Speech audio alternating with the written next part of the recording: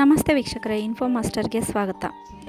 ಕಾರ್ಯಸ್ಥಳದಲ್ಲಿ ಮಹಿಳೆಯರಿಗೆ ಸುರಕ್ಷತೆ ಖಾತರಿಪಡಿಸುವುದರಿಂದ ಆಗುವ ಪ್ರಯೋಜನ ಹಲವು.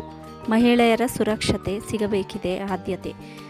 ಎಂ.ಎ. ಸಲೀಂ ಅವರು ಬರೆದಿರುವಂಥದ್ದು. ಇವರು ಪೊಲೀಸ್ ಆಗಿದ್ದಾರೆ. ಇದು ಪ್ರಜಾವಾಣಿಯಲ್ಲಿ ಪ್ರಕಟಗೊಂಡಿದೆ. ಮಹಿಳೆಯರು ಬದುಕಿನ ಪ್ರತಿ ಹಂತದಲ್ಲಿಯೂ ವ್ಯವಸ್ಥಿತವಾದ ತಾರತಮ್ಯವನ್ನು ಎದುರಿಸುತ್ತಿರುತ್ತಾರೆ. ಭೌತಿಕವಾಗಿ ಯಾವ ಗಡಿಗಳ ಹಂಗೂ ಇಲ್ಲದ ಈ ಜಾಗತಿಕ ಪಿಡುಗಿಗೆ ಎಲ್ಲ ವಯೋಮಾನದವರು, ಸಾಮಾಜಿಕ ಆರ್ಥಿಕ ಹಿನ್ನೆಲೆಯವರು, ಧರ್ಮಗಳವರು, ಶೈಕ್ಷಣಿಕ ಹಿನ್ನೆಲೆಯವರು ತುತ್ತಾಗುತ್ತಿದ್ದಾರೆ. ಮಹಿಳೆಯರು ಅನುಭವಿಸುವ ಕಿರುಕುಳಗಳ ಪೈಕಿ ಪ್ರಮುಖವಾದುದು ಕೆಲಸದ ಸ್ಥಳದಲ್ಲಿ ಲೈಂಗಿಕ ಕಿರುಕುಳ. ಇದರ ಕಾರಣದಿಂದಾಗಿ ಹಲವು ಮಹಿಳೆಯರು ಉದ್ಯೋಗ ಅರಸಲು ಕೂಡ ಮುಂದಾಗುವುದಿಲ್ಲ. ಭಾರತದಲ್ಲಿ ದುಡಿಯುವ ಜನರಲ್ಲಿ ಮಹಿಳೆಯರ ಪಾಲು LFPR ಕಡಿಮೆ ಇರುವುದಕ್ಕೆ ಇದು ಒಂದು ಕಾರಣವಾಗಿರಬಹುದು. 2022-23ರಲ್ಲಿ ಇದು ಭಾರತದಲ್ಲಿ 37% ಮಾತ್ರವೇ ಇತ್ತು.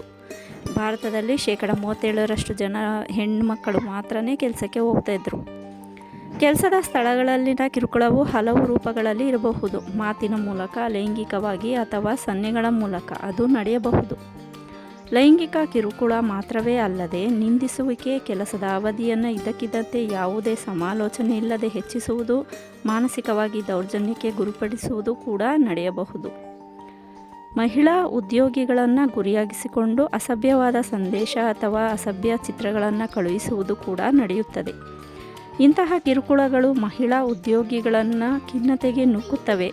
ಅವರ ಆರೋಗ್ಯದ ಮೇಲೆ ಕೆಟ್ಟ ಪರಿಣಾಮ ಬೀರುತ್ತವೆ. ಅತಿಯಾದ ಅವಮಾನಕ್ಕೆ ಗುರಿಯಾದ ಕೆಲವರು ಆತ್ಮಹತ್ಯೆಗೂ ಮುಂದಾಗಬಹುದು.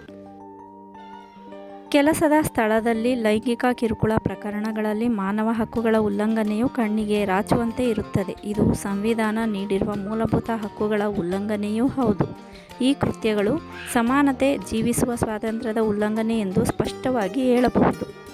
ವಿಶಾಖ ಪ್ರಕರಣದಲ್ಲಿ ಸುಪ್ರೀಂ ಕೋರ್ಟ್ ಲಿಂಗ ಸಮಾನತೆಯು ಘನತೆಯಿಂದ ಕೆಲಸ ಮಾಡುವುದು, ಲೈಂಗಿಕ ಕಿರುಕುಳದಿಂದ ರಕ್ಷಣೆ ಪಡೆಯುವುದನ್ನು ಒಳಗೊಂಡಿದೆ. ಇದು ಎಲ್ಲೆಡೆ ಗುರುತಿಸಲಾಗಿರುವ ಮೂಲಭೂತವಾದ ಮಾನವ ಹಕ್ಕು ಎಂದು ಹೇಳಿದೆ. ಅದೇ ಪ್ರಕರಣದಲ್ಲಿ ಸುಪ್ರೀಂ ಕೋರ್ಟ್ ಕೆಲವು ಮಾರ್ಗಸೂಚಿಗಳನ್ನು ಹೊರಡಿಸಿದೆ. ಈ ಮಾರ್ಗಸೂಚಿಗಳು ವಿಶಾಖ ಮಾರ್ಗಸೂಚಿಗಳು ಎಂದೇ ಜನಪ್ರಿಯವಾಗಿವೆ. ಮಹಿಳಾ ಉದ್ಯೋಗಿಗಳ ಸುರಕ್ಷತೆಯನ್ನು ಖಾತರಿಪಡಿಸಿಕೊಳ್ಳಲು ಎಲ್ಲ ಉದ್ಯೋಗದಾತರು ಈ ಮಾರ್ಗಸೂಚಿಗಳನ್ನು ಪಾಲಿಸುವುದು ಕಡ್ಡಾಯ.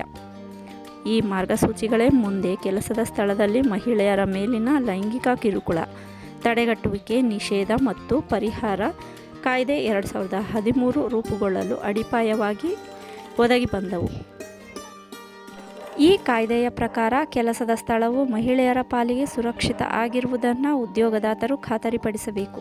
ಲೈಂಗಿಕ ಕಿರುಕುಳದ ದೂರುಗಳ ಬಗ್ಗೆ ಪರಿಶೀಲನೆ ನಡೆಸಲು ಆಂತರಿಕ ದೂರು ನಿವಾರಣಾ ಸಮಿತಿ ರಚಿಸಬೇಕು.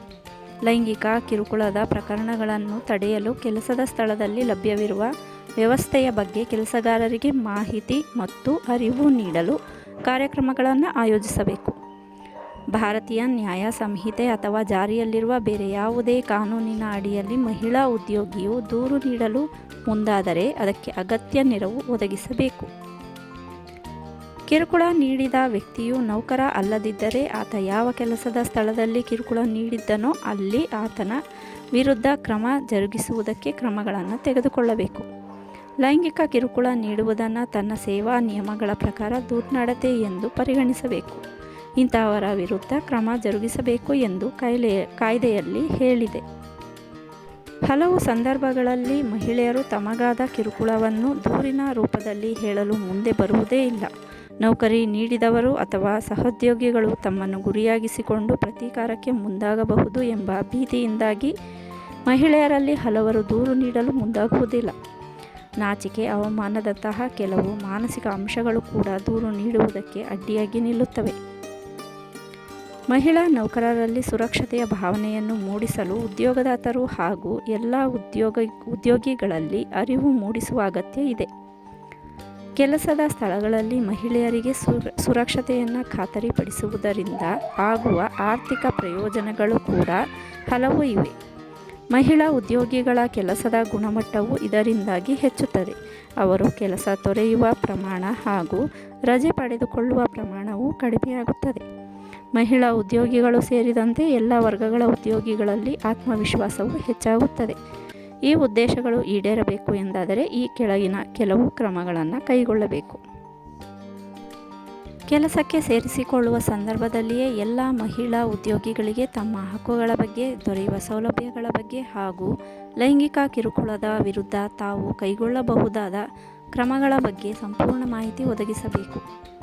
ಕೆಲಸದ ಸ್ಥಳದಲ್ಲಿ ನೌಕರರು ಯಾವ ರೀತಿಯಲ್ಲಿ ನಡೆದುಕೊಳ್ಳಬೇಕು, ಅದರಲ್ಲೂ ಮುಖ್ಯವಾಗಿ ಮಹಿಳೆಯರೊಂದಿಗೆ ನಡತೆ ಹೇಗಿರಬೇಕು ಎಂಬುದನ್ನು ಸ್ಪಷ್ಟವಾಗಿ ವಿವರಿಸುವ ನೀತಿ ಸಂಹಿತೆಯೊಂದನ್ನು ರೂಪಿಸಬೇಕು.